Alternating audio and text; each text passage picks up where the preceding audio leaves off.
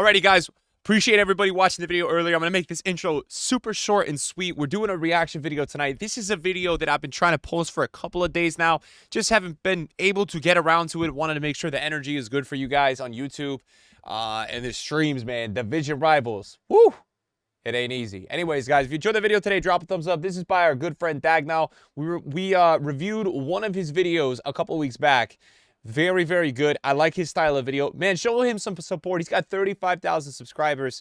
Run it up, man. He is a beast on the videos. We got to show love to people that post good videos. Now, he's doing an honest review of FC25. This is going to be interesting for me to watch. I watched Inception's video. You know, I've got my own thoughts with FC25. Obviously, I want to hear how you guys feel about FC25 in the comments down below. I don't know if I have so many thoughts to be able to formulate where I'm at yet. Or if it's even worth it, you know? All those complaining videos, did they really do anything? That's the question mark. I'm curious to see what he's going to say, an honest review, because I've been seeing a lot of positive reviews this year. A lot of people are enjoying it. You know, one thing I will concede, honestly, what EA has done with the rewards, it took them a while to get there. You know, we probably could have seen a change like that a little earlier, but I've been very happy with the way that EA is doing the rewards. I feel like I'm getting rewarded now for playing this game. For as tough as it can be. So, other than that, you know, my thoughts, I wish the game was more attacking than more defensive. It's still too defensive-minded. The defending is too much better than the attacking. That's just my honest thoughts.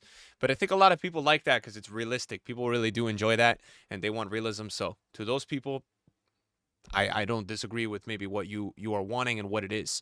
We're going to watch this one. I'm going to try to not pause too much. I know you guys in the comments meme me and you say, yo, you say you don't pause and you pause 10 seconds in. That is very true. But I'm going to try my best to not pause too much in this one tonight. And let's get right into it. Let's go. All right. Here we go. FC25 is officially out, reviews are pouring in, and we can definitively say EAFC25 is good and EA did a good job.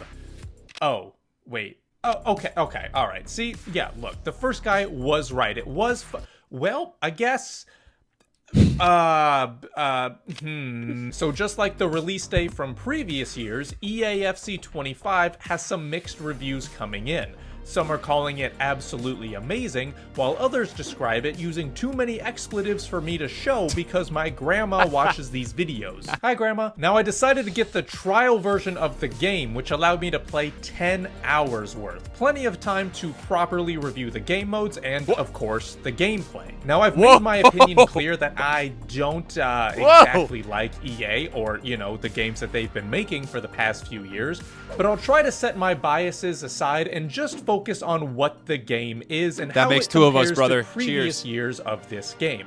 And let's start with the game modes, specifically Division Rivals. Now, there's been a slight change in how people can progress in this game mode. It used to be strictly based on wins, but now it's based on points.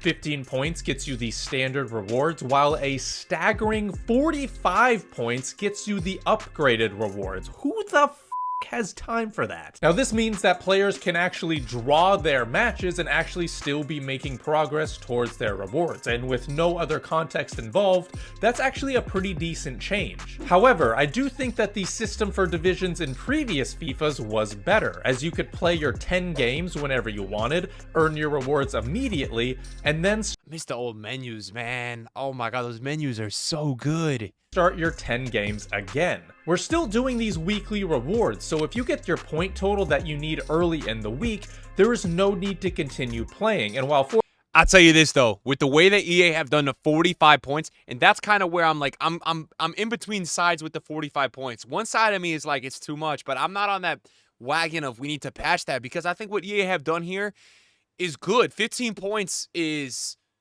what? I mean, that's 5 wins, right? So you can get those rewards, and if you want to grind and get those insane rewards, because in those top divisions, those are like 150, 200K coins a week minimum. It's a lot, man, and that's a lot of extra to grind for, especially when you're playing weekendly. You only have a couple days to really do those rivals games. I'm in between, you know. For me, it's even a real effort for me to get those points, and this is my job. So imagine you guys watching. You guys have jobs, you have school, you got families, everything. It's like almost impossible. But there is a part of me that over the years I've been saying to EA, they got to make rewards crazy, and you really got to grind for it. These other games, you got to grind like crazy to get stuff. I don't know if I'm so against that, you know, overall for that max upgrade. So I'm curious to see what he's going to say. 45 points is obviously a lot to get. There will certainly be ton. grinders who will hit that nearly every single week. No, I'm not saying that Division Rivals needs to be that system specifically, it's just that is what was replaced in the past. And so obviously that's why it was brought up. In my opinion, it would be best if it was a separate game mode altogether. Now for squad battles, it's pretty much the same thing as always, but now they're just reducing the amount of matches that's needed to be played from 32 to 14. Now that's it for the squad battle information, but if anything, that was too long. Like, let's be real, who plays squad battles? Now as for Foot Champs, this is the one that's probably changed the most with the returning game modes for both the qualification and the actual competition. Qualification now requires 3 wins out of 5 instead of the previous 4 out of 10. I think that's way better. Making it more difficult than in the past, although not as difficult as needing 4 straight wins like in previous years. As for the main part of Champs, the amount of matches is out of 15, once again getting reduced, this time from 20 matches. Points are seemingly taken out of the equation and it's just all about wins. From here, it's pretty much all the same, with more wins meaning higher rewards and certain win totals giving you higher ranks. Now I assume with the good rewards that EA are giving us for this mode, as well as the reduced amount of matches to make mistakes in, that this is going to be the sweatiest game mode of all time, so be sure to have another change of shirt ready. Finally, we have Rush, the new game mode that I compared to Volta, and I gotta say, I was dead wrong here. Rush is low-key fun as hell. Now, each of the 4 players is individually controlled, making it fun with friends, or if you're playing with randoms, an experience so bad that Jigsaw would think it's too much for his torture. All right. Yo, he's not lying. Do not play a Rush drop-in. You will wish you are gonna throw your console out the window. Go into the FIFA community, Reddit, people's Discord, streamers, chats, find ballers to play with. Get on the mics and play with them, bro. Playing with drop-in is hell. It's worse than pro clubs drop-in, I'm telling you. All right, good tackle. All right, I'm open. Pass. F you. All right, let's give it back now. Give it back. Please pass me the ball. Why don't you just pass the ball? What the fuck? All right, let me just run into space here. Why are you running with me? Go to the corner. How about we spread out, yeah? Please defend. Please defend. Can you please defend? Can you please No, of course you can't. I hate you. I hate you. Oh, I'm man of the match. Shocker, because I only do everything. Now, even with those terrible random teammates in mind, Rush is still a very fun game mode. However, I do have a couple of concerns with it. For one thing, this is still not the Divisions type game mode that I explained from earlier. Yes, it's still more casual and more fast-paced, which is great, but it's not an 11v11 experience like the other game modes, so it can't exactly be compared to them. Now, another thing is that I worry how long this game mode will last, and what I mean by that is that I wonder if EA or even the fan base will start to neglect it. Now, depending on the rewards that are giving out by this game mode, plus the fact that you need 45 points from rivals to get the upgraded rewards, players may start to disregard it or sparingly use it like the friendlies game mode. Oh my god, I completely forgot about. He's not wrong. It's going to take a lot of time in those other modes. But I think if they build on it this year with like putting rewards, you know, we have a new promo coming out with Rush, so we'll see what that's all about. And what I would say, what they've done with friendlies this year, we've had 2 friendlies so far. They've been amazing. Friendlies has probably been one of the best parts besides the reward change. The first one we had the max rating team with some good packs. This week we have some really good packs again, like an 83.5 this early on is really good. And I think it's like a One Nation team with a max overall. So I really like what EA's been doing in friendlies. I am a huge fan of the friendlies so far this year. I will give them credit when it's due. Friendlies game mode. See, like, you see what I mean? This is how little I thought about it. I hope Rush doesn't become like this. We've also seen EA flat out ignore certain features within Ultimate Team, like the active events feature that I genuinely do not think was used in all of FIFA 23. While I'm not saying it'll go completely untouched, that draft is still identical to when it was introduced back in FIFA 16. I know. So I wonder how much of an emphasis the devs will put on it, especially compared to the competitive aspects of Rivals and Champs. If I'm being honest, I actually do like some of the game mode tweaks that have been added. However, that's actually fairly typical.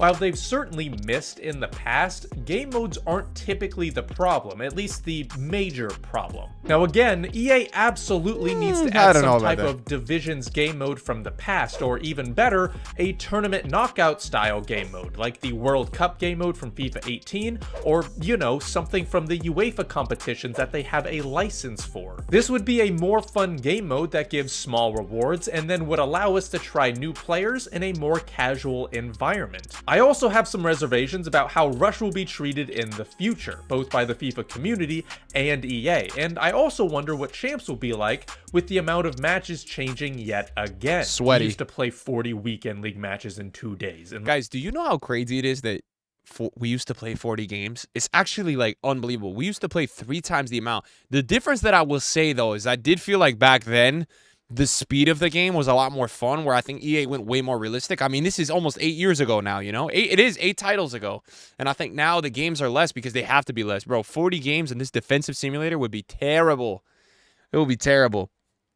So I always think back and I'm like, you know what? Even looking back then, I know people say 40 games. And yeah, it was still 40 games. But I did feel like anytime I had like a 2-goal lead or something back then, people used to rage quit too to just get through the games. But I think the format EA's got now with the Champs games is definitely a little bit better. It was way too much. I don't know how we ever did this, man.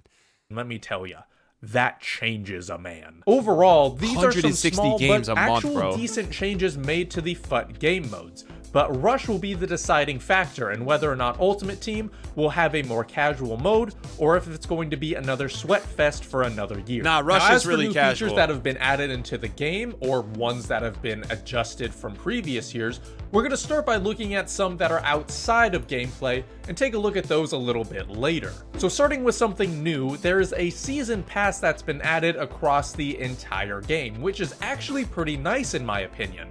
At least the free version is, and not the paid version that they are planning on adding, because that is fucking diabolical, especially when people are paying $90 for the game. So much this game, bro, interesting. every year. They're waiting until after season 1. You know what's interesting? I wonder if anyone who's commented on this video, you know, you guys are watching this video and you're just like a career mode or a pro clubs guy. I'm curious to hear from you guys in the comments. Did EA putting that overall season make you guys have incentive to go on Ultimate Team? Now, obviously, because there's a lot of packs that you get through that season. So if you're just getting XP on career mode, pro clubs, did it give you guys more motivation to kind of go on Ultimate Team and check it out? And maybe you weren't playing it previously. I'm wondering if that's why EA did it, because Ultimate Team is their money maker. That's where they're funneling all the business money in. I'm just curious if that brought you guys over more to Ultimate Team, if you played more time, if you're you know, majority pro clubs guy or something like that. Let me know in the comments. To add the paid season pass when the reviews are already in. Cool. The free version of the season pass, though, is actually a nice little addition, and I like how it's across every single game mode. For example, you can play manager career mode, player career mode, or clubs, and still be working towards some rewards for Ultimate Team. But one thing I hope they adjust is giving more options for other game modes besides Ultimate Team. For example, the third option in the Season Pass is either a Tifo for Ultimate Team or glasses for Manager Career, which is great. But the next thing that gives you anything for career mode or clubs is level 8, and that's just the bundle. Going forward, I think there needs to be more choices at every level for every single game mode, because believe it or not, some players actually don't hate themselves enough to just play Ultimate Team. So now, moving true. on to evolutions, this was probably the only thing that kept me playing for as long as I did last year. And thankfully, they've actually improved on it a little bit by making one key change. Rush? The requirements. The requirements are actually a bit more relaxed, so more cards. What is can be amazing used about for the Evos this year is that now, in order to you prevent people, can complete your Evos in Rush if it fits the requirements. That is incredible. It's going to really help you get them done quickly. And the problem in the past was that you kind of had to go through and do it in Rivals, man. And that is just not easy, man. Especially when you're at this point, you're trying to Evo somebody who's not that good. Or even in the future, if you want to get a bronze or a silver to like one of those crazy boost ones, those are still really hard to kind of upgrade, you know? You got to get goals, assists, and you're playing sweaty players? No way. from making insanely overpowered players, there will be a cap for certain stats. For example, this evolution has a cap of 83 defending, so even if a player that gets put in will theoretically get a +8 to their defending, they will be capped at 83 like this Basuma for example. he only gets a +5 rather than a +8. This adjustment is actually a good idea from EA because it allows more players to be used. However, we have also been burned by EA many times, so we have to make sure that some of these upgrades are not too small. Now let's move on to the most important thing in any video game, let alone FIFA, and that's the gameplay. It always boggles my mind how people think content or the graphics are the most important thing, but you know, some people eat their steak well done, so I should expect some weirdos, right? Regardless of any positive thing that I've said before, that does not matter if the gameplay is not good, and in my opinion, the gameplay is once again lacking. Let's start with the most obvious thing about the gameplay that has not been fixed in over a decade, and that's inconsistent gameplay. When you go into a match, it is a complete coin toss whether or not the gameplay will be delayed, and that's only because it's the first week. When the full game is released, the servers will be even more backed up, and the gameplay will be more often than not bad, with everything taking a little longer, including player animations, and there will be more emphasis touches. All of this while having 12 ping, by the way. Now, this is obviously a major problem, but I've also lost all faith in the fact that EA could fix it, especially because they haven't even addressed it. But one thing they could fix is attacking AI. However, that one left me a little disappointed as well. Behind inconsistent gameplay, attacking AI is the most important thing in the game because it's arguably the biggest thing that dictates whether or not the game is fun. Since FIFA 17, we haven't had good attacking AI, and while this year is perhaps a little better than FC25, that doesn't mean it's necessarily good. In my experience, attackers still need a lot of hand-holding and will routinely stand around, waiting for something to happen. FC IQ, one of the biggest gameplay features this year, tries to remedy this by having player roles. Now, these player roles essentially replace player instructions and will tell players what their main position is. Now, on paper, this is a good thing, mostly because this was completely ripped off from Football Manager, but, you know, that's a good game, so I don't mind. But in all honesty, this seems like an idea that should work because you're just telling a player where to position themselves in the attack. However, just like with everything EA does, the idea is a lot better than the execution. Player roles seem to be a little too rigid and defined, which makes for less fluid attacks and moments of frustration. In this clip, my center mid Llorente has a bit of space to run into because one of my strikers is playing as a false 9. I anticipate him running into space, and I tried to this has been the #1 problem I've been having with this. They're too defined, the roles, man. There's like a certain invisible part on the pitch where if the player's on X position, he'll just stop running, and we didn't have that in the past. Usually players will continue the run, so that has been really frustrating. I have definitely noticed that. Agree with that point for sure. Pass. Now, while the pass itself I've lost the ball so many times. Completed, I don't even have a chance to try because he stops running and turns the other way. Now, there are two reasons why I think this is a bad sign, and the first one is that regardless of a player role, he should be making this run. I've already shown in my FIFA 17 video that players will attack space even when they have low attacking work rates, are on stay back while attacking, and have 60-something attack positioning. What's even more frustrating is that even if you believe he shouldn't make a run because of a certain role, in this context he is a box-to-box center mid, and his heat map says that he should be going forward in certain situations, but in this case, he just doesn't. Now, there are occasions where a player will run into space regardless of their player role, as demonstrated by FUT Universe's clip here. Sometimes working is certainly better than never working. However, the attacking AI is still just a little too inconsistent for my liking. And lastly, for the gameplay, we have a few aspects that, while they may be smaller, does not mean that they are unimportant. The shooting seems to have taken another step back this year, as 1v1s should be going in more often than they are. Now, it's not atrociously bad like it was in What's really frustrating about FC25 is they said they were going to make keepers definitely a little worse than 1v1s, and I feel like they're even better than last year. And 1v1s were hard enough to score last year, so that's definitely been frustrating too. But 19, But FIFA 23's 1v1 finishing was solid and seemed to It be was. more FIFA 23 was really compared easy to score 1v1s. FC24 and FC25.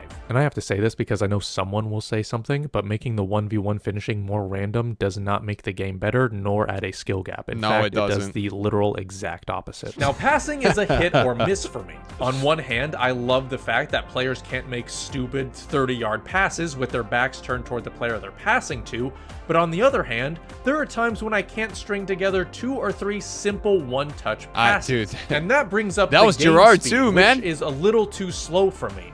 I understand some may feel that's differently not Gerard. about this, but at the end of the day, That's Gerard this Moreno. is a video I thought that game, was Stevie G. period.